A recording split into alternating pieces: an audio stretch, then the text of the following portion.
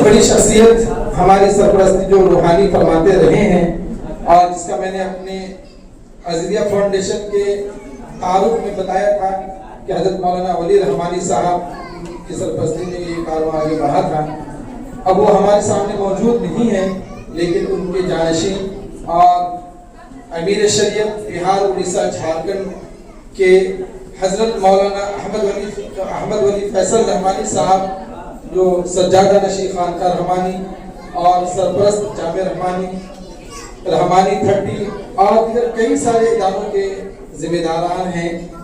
میں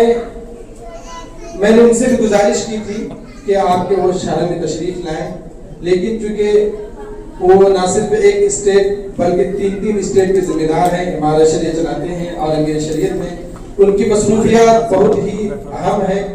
اور بہت بزی شیڈیول ہونے کی وجہ سے وہ تشریف نہیں لا پائے ہیں، لیکن انہوں نے اپنا ایک پیغام دیا ہے۔ انہوں نے باضابطہ طور پر لیٹر ہیڈ پر انہوں نے اپنی موجودگی درج کرائی ہے اور انہوں نے کہا ہے کہ میں بنفس نفیس تو حاضر نہیں ہو پاؤں گا، لیکن میری طرف سے یہ پیغام ضرور سامعین کو پڑھ کر سنا ہے، تو میں ان کی طرف سے یہ پیغام آپ کے سامنے سنانا چاہتا ہوں۔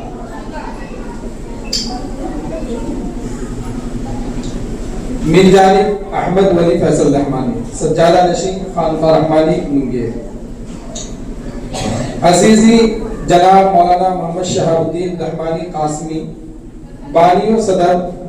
عزیزیہ رحمانی ایجوکیشنل اینڈ ویلفیئر فاؤنڈیشن، السلام علیکم ورحمۃ اللہ۔ اللہ کرے آپ بخیر و عافیت ہوں۔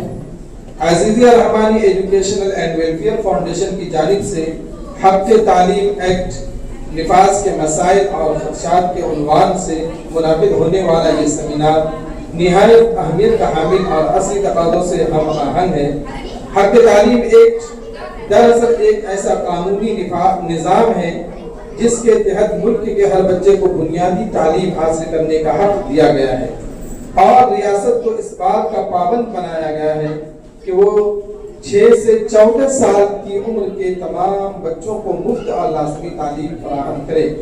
تاکہ معاشرے کا کوئی بھی فرد تعلیم جیسی بنیادی نعمت سے محروم نہ رہے۔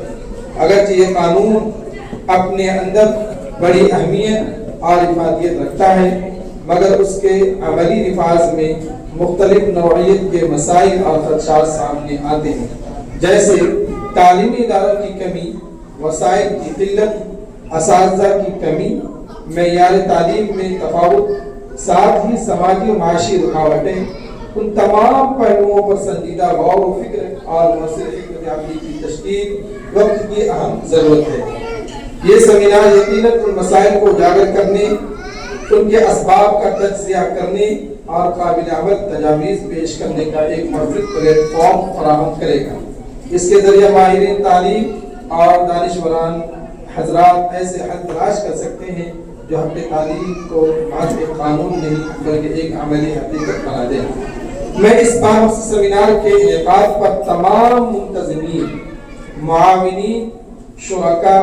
اور بالخصوص اس ادارے کے ذمہ دار اسسٹنٹ پروفیسر جناب مولانا محمد شہاب الدین رحمانی قاسمی صاحب کو دلی مبارکباد پیش کرتا ہوں اور دعا گو ہوں کہ علمی نشست ملک و ملت کے لیے مفید ثابت ہو اور اس کے ذریعے تعلیمی نظام میں بہتری اور استحکام کی راہیں ہموار ہوں۔